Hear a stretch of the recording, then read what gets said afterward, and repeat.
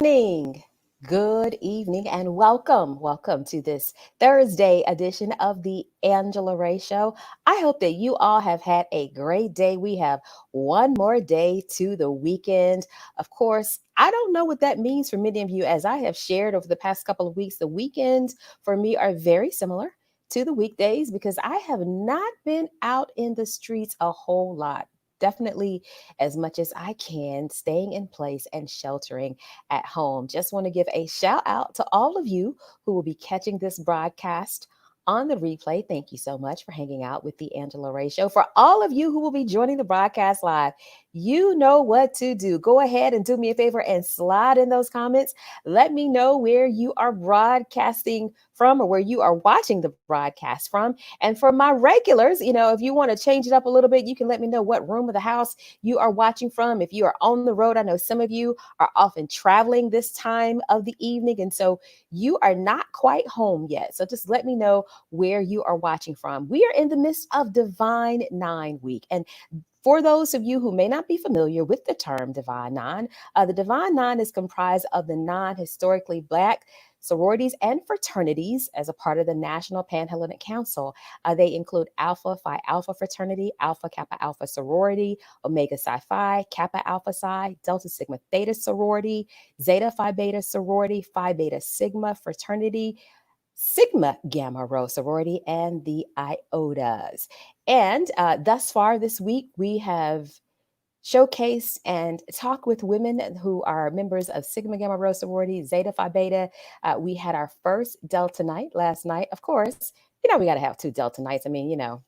And tomorrow night, we will finish up our week of the Sisterhood edition of Divine Nine with a member of Alpha Kappa Alpha Sorority Incorporated. Now, if you are wondering the significance of the Divine Nine organizations, you can think about it like this. So many of your politicians, your community leaders, your organizers, your athletes, celebrities, many of them are members of the Divine Nine. As a matter of fact, we just lost two civil rights giants last week who are members of the Divine Nine, in Congressman John Lewis and Reverend C.T. Vivian.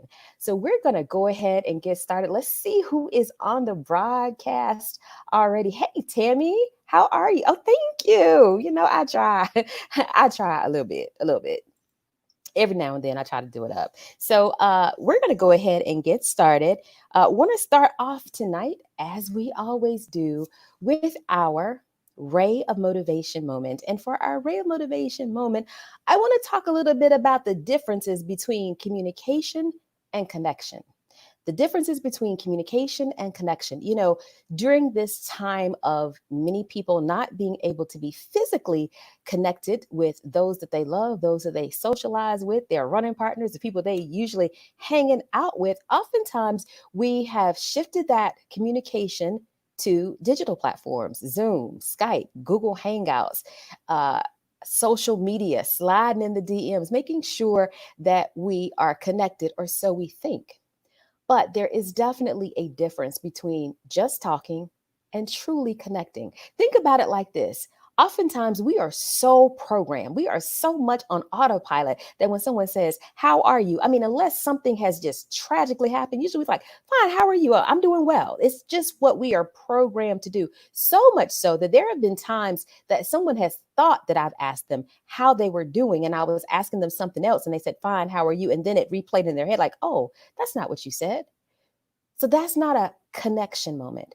When you are connected, when you are making a moment of connection, you are actually present and in the moment. And particularly during this very challenging time of people feeling isolated, I would challenge you to up your communication game and make sure that you are truly connected. And that is your Ray of Motivation moment for this Thursday edition of the Angela Ray Show. Oh, thank you. I appreciate it. Hey, you know what, Karen? Thank you. So, hey, Sora, I appreciate you hanging out and I appreciate you sharing information on the broadcast. I saw you sharing a little bit earlier this afternoon. Well, my guest for tonight is another member of the Divine Nine, specifically Delta Sigma Theta Sorority Incorporated.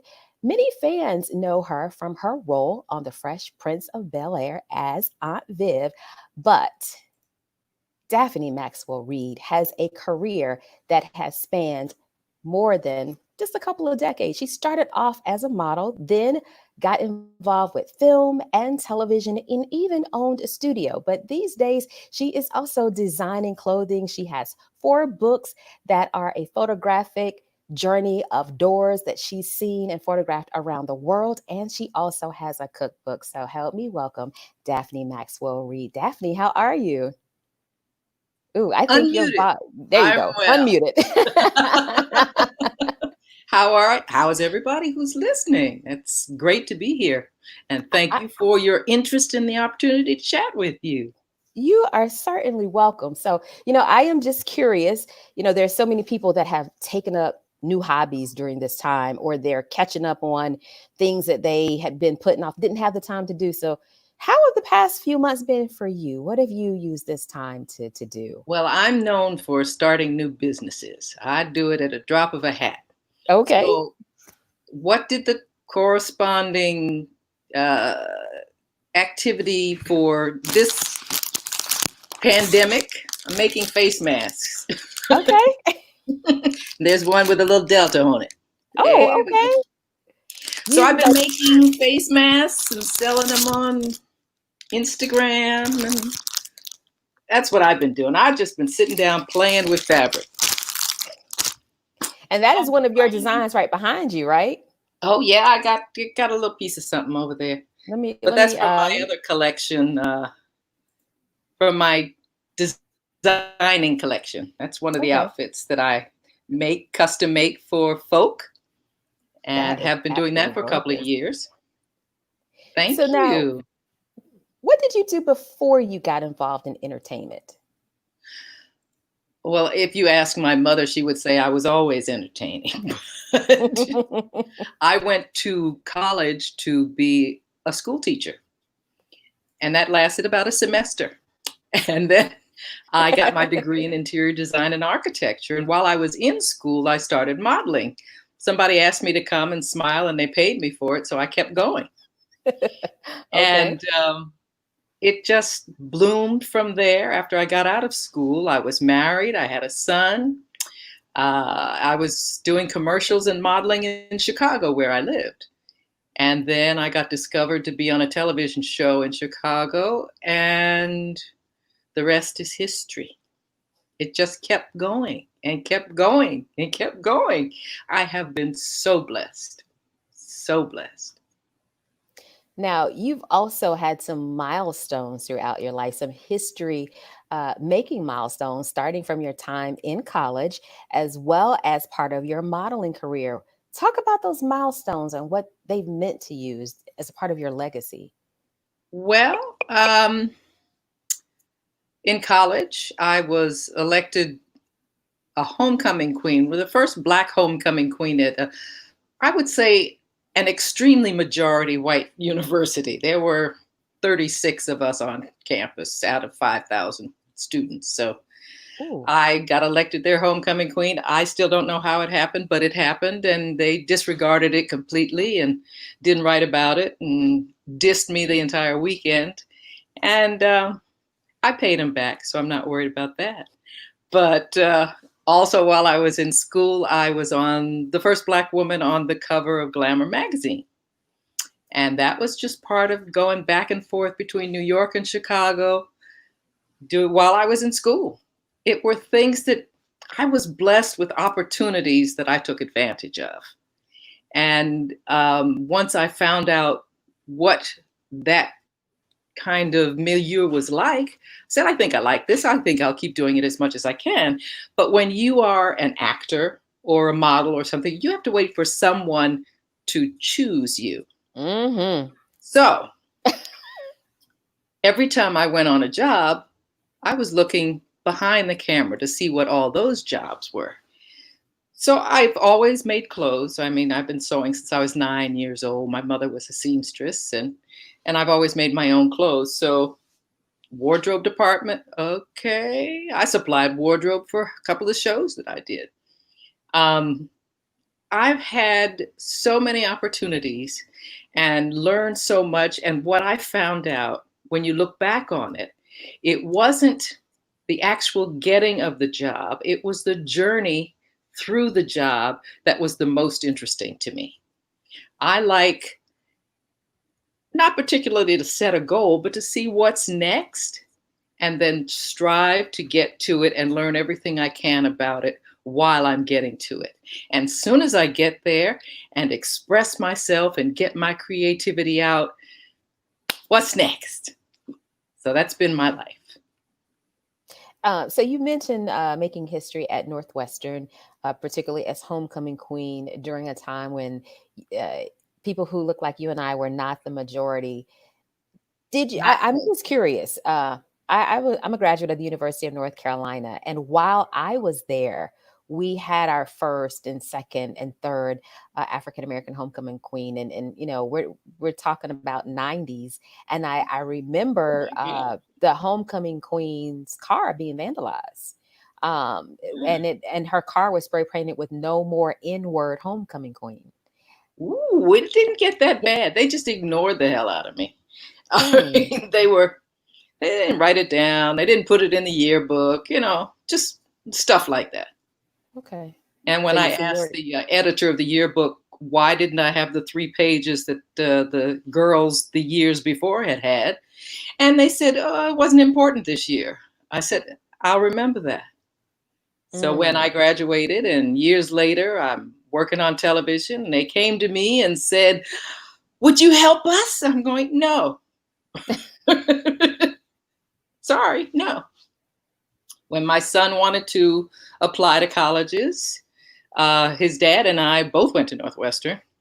And I told him he couldn't apply. I said, no, you don't need that drama. So he went to Central down there in North Carolina. North Carolina Central University. He's an Eagle. Yeah. Okay, Then he got his awesome. PhD from UNC. Oh, so he just stayed in the neighborhood because we're all right there together between North Carolina Central, UNC, and Duke. Yeah, Yeah. we're all right there together. Yeah. So he had a great career in college. Now, in addition, you mentioned that when you're working as a model, as an actor, as I well know, we are always waiting for the phone to ring or the Yeah. email to ding, and so you that was not all that you did. You just mentioned working behind the scenes in terms of wardrobe, but then you also co-owned a film studio with your husband. What was that experience like? He was like, nah, I'm not waiting for the phone to ring at all. I'm gonna just do my own thing. Well, way before we did the studio, we were in LA during a time where more opportunities were opening up. And he had his own shows, and he had starring roles on television before I did. He was on WKRP in Cincinnati, and he followed that with Simon and Simon and Frank's Place. Oh, I keep hitting my knee. Frank's Place, and we had a show called Snoops, and he was in the position to executive produce as well as star and write in the things that he was doing. But what he wanted to do was direct. So he finally got the opportunity to direct a feature film. And it was called Once Upon a Time When We Were Colored. And everybody should see this movie because it's just fabulous. But he decided when we moved to Virginia that he really wanted to take control of the whole process since he had been through the whole process and knew how to do it. And he wanted to own his own content. So he's a creative guy, and we started creating and found a nice piece of land in Petersburg, Virginia, and built the studio. We had a 54-acre full service film studio that we built from the ground up. And it was the first full service film studio in the state of Virginia, but timing is everything. We had a great 5 years when we started. And then all of a sudden, they were giving tax credits away in Canada. And then Hmm. other states started giving tax credits away. So our clients were looking for the places to shoot. where the tax credits were. And we could not get the government of Virginia to give us tax credits. They didn't understand the concept. So after taking control back to doing documentaries and things that we didn't have to finance so heavily, we had a distribution network of independent television stations all over the country that were playing his documentaries that he was doing. He was doing Black history documentaries. And then they started combining things, and cable came into being, and all the little independent stations got eaten up. And so that kind of went away. And then, after a while, we just said, okay, we're just going back to being actors, and we'll just work on a smaller basis and not have this studio to drag along. We even got a visit once from somebody named Tyler Perry, who had not shot his first film yet and was asking for help. And we attempted to give him some help. He went other way and went and got somebody else's help. And we said, okay, well, good luck to him. He did very well, but he was not the first Black studio in America. And we weren't either, because Oscar Micheaux had a studio in America in the 40s, and Johnson had studios in the 30s and 40s. So Black folks have been making films for a long time and owning their own content. So let's not get ahead of ourselves.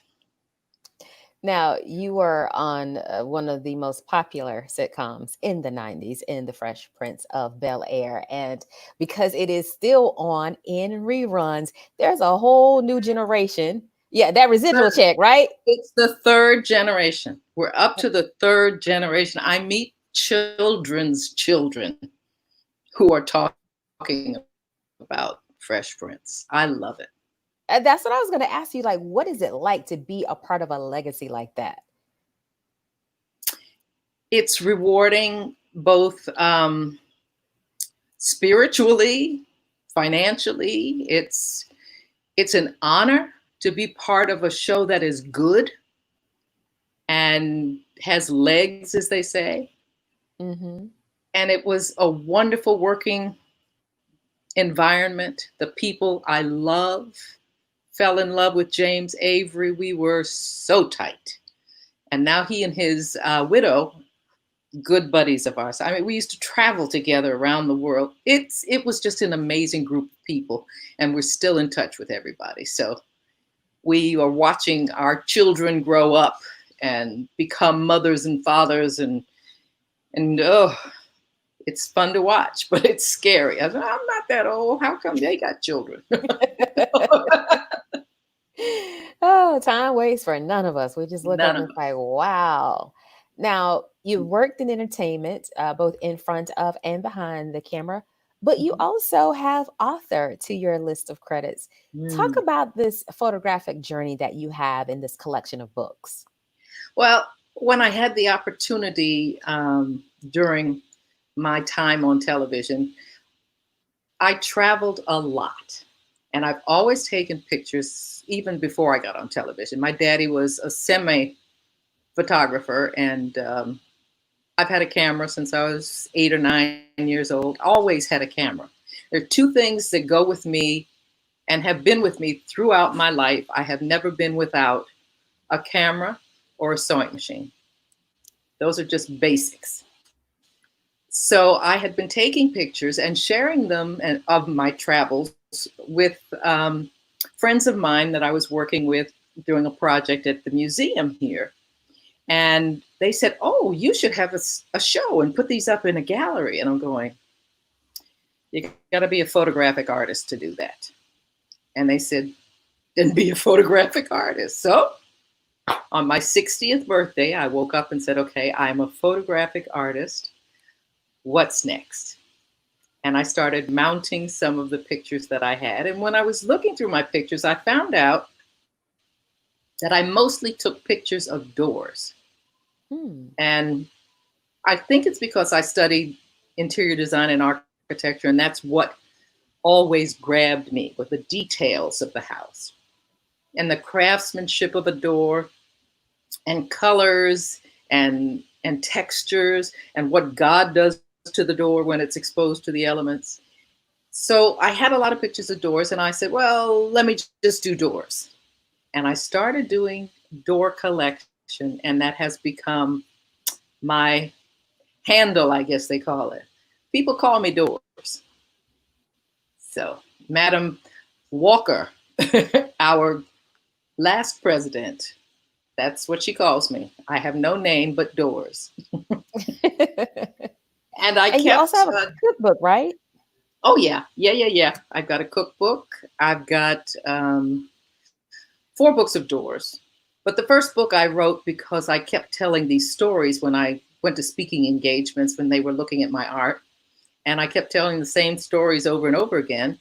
So I decided to write it down. And I wrote them down, took it to a publisher who gave me an hour of his time and gave me lots of notes and did not publish my book. And I said, thank you. But I took all his notes and I arranged the book like he said it should be. And I published it myself. So I had the journey of learning how to be a publisher. And I just have loved the journeys that I've been on. So I did 4 books of Doors. And then I've been cooking a lot and getting recipes from people I work with all throughout my whole career. And I have been accumulating them. And I said, let me get this off my computer. So I did. And I made myself a cookbook. Ah. Grace, Soul, and Motherwit. Mm-hmm. And it's got lots of tips in it and how to set up a kitchen and what to keep in your pantry. And it also has recipes, and each recipe is a story of the person that I got it from or what I was doing when I remember this recipe, things that happened from my childhood that brings back memories when I think about this food, and how food is a communal kind of catalyst. It is. We always sat around and had dinner at the dinner table as a family. My husband has never done that. So I've been trying to train him for 37 years to come to the dinner table and sit down and have a meal. I give up. I was about to say, how's that going? It is, you can't teach an old dog new tricks. So we just eat. So we don't do the dinner table anymore. But I loved cooking. So I said, let me share this also with the people that I love and with people who are interested in what living like I did was like. So it's got lots of stories in it. Sounds yummy. Both in terms of the stories and in terms of the food. Because Oh, yeah, stories do that. great recipes. Great recipes. Well, we have a question from one of our very loyal Yes, ma'am. viewers. Do I need my And then glasses? What is it here? Okay. How do I keep from compromising my integrity? You don't mess with it in the beginning. Your integrity needs to stay intact. You need to live by a pure integrity. No is a good answer sometimes. And like they say, all money costs money. So be careful of what you give up just to get money or to get fame, or do things that come from your heart, from a passion that you have, and make sure that it has a purpose. And if your purpose is to just accumulate money, you don't need integrity. Just accumulate money. But if you have a purpose for your life and you want to leave a legacy of good work, then you have to maintain your integrity. Well said. Now we have a question from a soror. Being a foodie? Uh-huh. Okay, my favorite dish? It depends. I got a lot of favorites. I've been having a craving for the past few weeks for my chocolate mousse, but I haven't made it. I'm trying to lose some weight. Most of the time, I create Italian food, mostly because my husband likes spaghetti and noodles and pastas of all sorts. So I create what I call refrigerator pastas, Whatever's in the refrigerator gets to be in the pasta. And sometimes it's all vegetables, sometimes it's leftovers, sometimes it's fresh shrimp, whatever is in the mood of the day. And I try different spices because we know what kinds of tastes we like. And when you get comfortable, you start experimenting with it. Mm-hmm. But I sit at the table sometimes with my pasta, and my husband looks at me and he says, "This one didn't work." Oh, well, we'll try something different next time. But it's fun. I did that just last week. I tried some butternut squash that was spiralized. Yeah, Oh, I it didn't love work. butternut squash. I do too, but what I did didn't work out. What you It did? it, it, it did not. I don't know what did I do with it. I had garlic and mushrooms and fresh oregano in some olive oil, but I didn't do it right. Some I'm a good cook, but I didn't do that right. Here's another question from Edwin. Okay. When the pandemic is over, what 3 places in the world should we all visit? It depends on what you're looking for.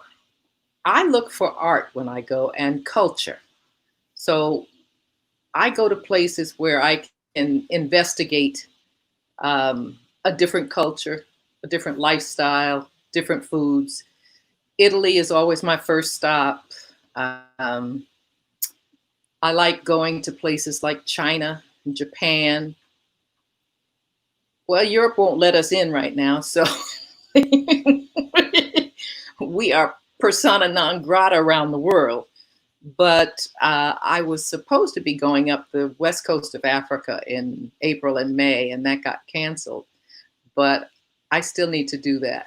I've only been to Morocco in Africa and Cape Verde Islands, and South Africa. But I need to see more of Africa. Gotcha. And we have another question And it is. from, let's see, where is it? From a soror. What advice would you give to a younger Black woman on overcoming adversity? Don't accept it. Mm, Know your value and act on the value that you have. And don't worry about what somebody else thinks about what position you have in life. Know your position in life as the achiever that you are and go for it. And if they say no, go to the next person. No is not a final answer. And if mm. everybody says no, then you do it yourself. Adversity is just a stumbling block. And if you let the stumbling blocks keep you from moving forward, you're not trying hard enough.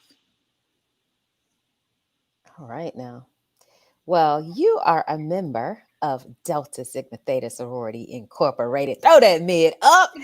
How has sisterhood impacted you? What has it been like to be a part of a sisterhood? Well, it has been the warmest, most loving group of people that I have been around for any amount of time. It has been a great opportunity to learn and to grow and to stay involved with what's going on in the world and to make forward purpose that we set as goals. It's been wonderful to share and to learn. I've met so many wonderful, wonderful women who I admire. And I sit at their feet going, okay, tell me more. It's just, I had no idea that being in a sisterhood would be like this. I did not have the opportunity in college or as a graduate to be in a sorority. So I guess I'm 10 years old now in the sorority. And I just felt so honored to be a part of such a dynamic group of women.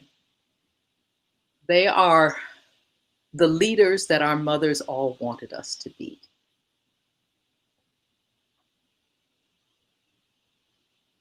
Was New Orleans? That was the convention, correct? Yeah. New Orleans 2010. Yes. Oh, I Yes. remember that convention. I remember it well. It was the strangest thing that I had ever been a part of. When they select the honorary members, I was the only one that year, and they gave me no indication of what was going to go on. And not having been anywhere in a sorority, I've worked with deltas in projects that we've done, but I've never been involved in what the sorority was about. And when they kept me secluded until the some certain point, and Andrea Jeffries walked me down to this room. They opened the door, and I have never in my life seen a sea of white outfits and glorious. I felt like a rock star walking up that aisle. I felt overcome with emotion, uh, just walking up the aisle in that loving room. It was nothing like I had ever thought about or imagined or had happen in my life.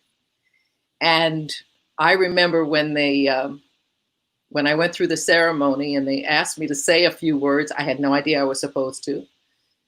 All I could think of was, my mother never gave me a sister, and now I have 250,000 of them. And they should warn somebody to wear waterproof mascara because you're gonna cry. Oh, And listen. Yeah. Yeah, not only you all, but oftentimes us as well. You got a comment from a yes. store in South Florida. In Miami, you represent our beloved sorority with beauty, grace, intelligence, and wisdom. I love y'all back. Thank you, Cassandra Caldwell. Hope you're doing well in Miami. Please take care. And don't listen to the man with the orange hair. Okay. Or his So cronies. now that is funny. Um, as we start to wind down and wrap up our conversation tonight, I'm curious what you think this the legacy of this time will be. And what I mean by this time, both the pandemic, but also this time of social justice. You Yes. know, there are a lot of our Divine Nine organizations who have been very involved. You know, the as a matter of fact, we just happened to have a solidarity movement today in Atlanta, Georgia, and there were lots of while it was mostly led Go, by Delta Sigma Keisha. Theta, it was also supported, that movement was supported by other members. There were members of Alpha Kappa Alpha sorority. I saw members of Omega Psi Phi as well as Kappa Alpha Psi. Those are the ones that I saw. There may have even been others there, but I Yeah. saw people come, members come together. So what do you Yeah. think this time, this legacy will be? This time, hopefully, and I'm praying, is one that will create policy that makes the changes that are necessary. It's wonderful to demonstrate, to protest, to scream bloody murder, but you gotta make policy. And if you don't get everybody out there to vote and to get representatives in Washington who will do the correct kind of policy making, it is a waste of time. I am depending on the younger generations, all the millenniums, the Z generations, all you young folk. I have been through this before. We have demonstrated, we have made strides, and then the strides were taken back. Make them permanent, make them see. And this time, I am impressed that there are people of the other persuasion who finally understand. I guess you had to show them pictures. They finally understand what it means to have subliminal racism. It needs to be confronted, discussed. It needs to be guilt free. They don't need to be guilty about it, they just need to do something about it.